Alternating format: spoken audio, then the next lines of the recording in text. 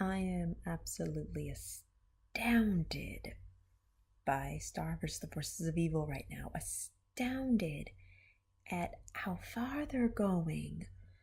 Wow, it's getting so interesting. Well, it's still keeping its, goofy and silly charm. It's also getting really, really interesting.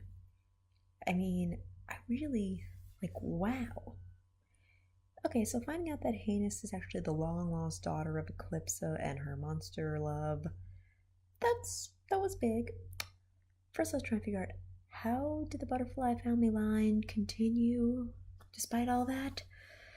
In this big damn episode during Eclipse's trial, it's revealed by Romulus, bless his big dumb goofy heart. Yeah, apparently they just switched the babies. Apparently that Meteora Heinous was forgotten, traded off, probably just sent in a basket in the woods, and they took some random little girl from the village. I mean, probably not too random. She was probably the king's love child with some mistress, but oh my goodness, this really answers a question for me about how the magic works and how the wand works. Okay, I was very, very confused way back when Marco took Star's wand and he had little moons on his cheeks and he was able to use magic and all that, and I'm like, is Marco human? Did he learn something? Does he have a secret family line? Is that how he and Star became friends? Is he like the chosen one? Only chosen ones can have magical powers. That's what I've been, brought to believe. But no. Okay. I mean, what this episode implies is that, okay, yes, the generations after Festivia, the replacement daughter, were just peasants. They weren't really part of the butterfly, line, but they just learned magic. And that kind of says that magic in their world is learnable, even for humans and humans. They just, need the education. And that's kind of amazing. Okay, it's kind of like in Harry Potter when Hermione Granger got to become a witch. Okay, apparently she always had the talent, even though she grew up without any knowledge of wizards. But she was just a good student, worked hard, all that jazz. And yes, she happened to be a witch. Even though they never really implied that it was in her family or anything, she just learned how to do it. And that's interesting. So, yes, learning magic in their world is all about just your education and your circumstances. That is interesting. And kind of beautiful. And also very, very sad, because, I don't know, I mean, Star is still a princess. Her family's been running the kingdom for years, okay? Just because Moon wasn't a descendant of Eclipsa does not mean she has to give up her throne and quit her job. No, Star, no, you are still the heir. Your family has been in the generation for 300 years. Yes, what they did to Meteora was awful and unfair and super racist. They owe her, yeah, but that doesn't mean she should be the queen right now. She hasn't been trained for it. It's unfair, but yeah. They owe Heinous a lot. I mean, they do, they really do. But wow, what I really want to know is, where is Monster Daddy through all of this, okay? Where is he? Is he somehow connected to Tom and the Lucitors? Where is he? What was his say in all this going on? I mean, you think that with Eclipsa being frozen and all that jazz, at least he would have looked out for her. But no. But why and how? That's something else I want them to explain. Where was he? And Eclipsa, I like you very much. You're absolutely adorable. I adore you. You're wonderful. You're incredibly sympathetic and cool and very wise and very sweet, while also very sneaky.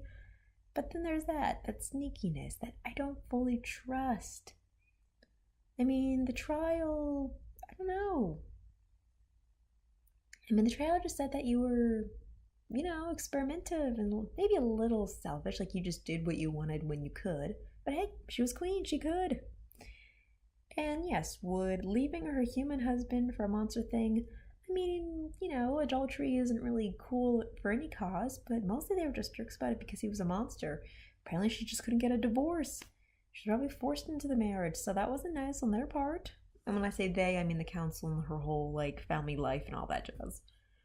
But I don't know, do I think Eclipse is evil? No, but there's just this little part of me that doesn't totally trust her. Like, what was she doing with her dark magic? Maybe it's not totally evil. Her joke about teenagers was very cute. But what was she doing?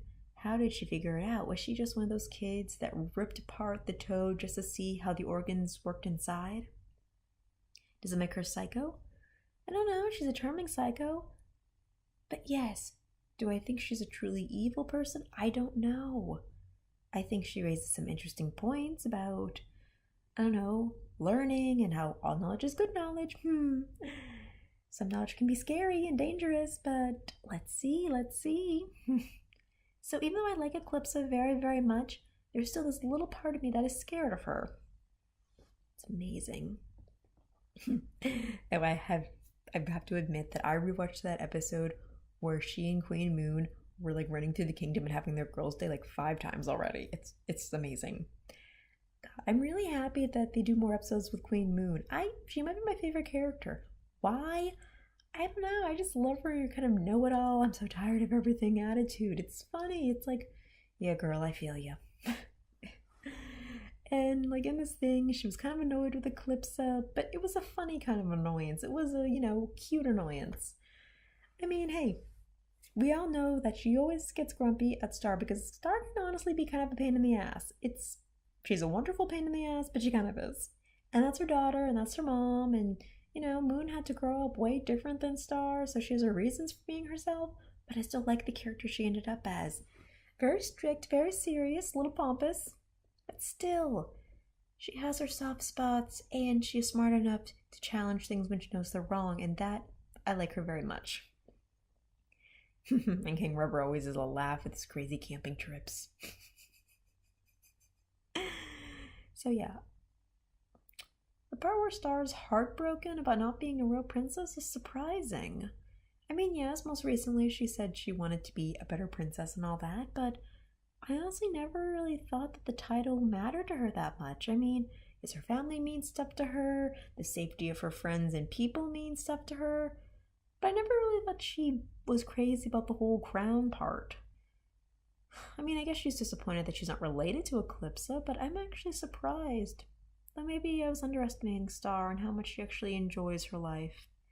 Yeah, she'll complain about it, human nature in this case.